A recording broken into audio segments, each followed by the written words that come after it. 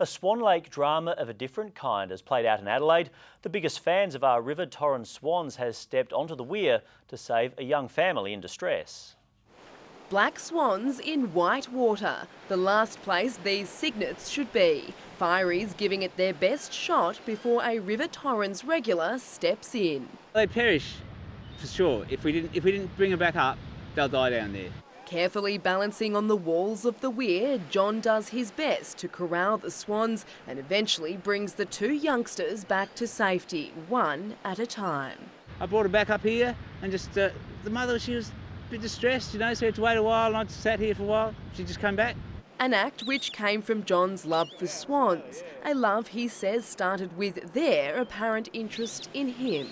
I was sitting by the river and this swan came up and serenaded me, I'll say. Since then, John has kept a close eye on the torrens swans. He knows where all of their nests are and says it's not just the weir that's a deadly trap, but the fact people feed them bread.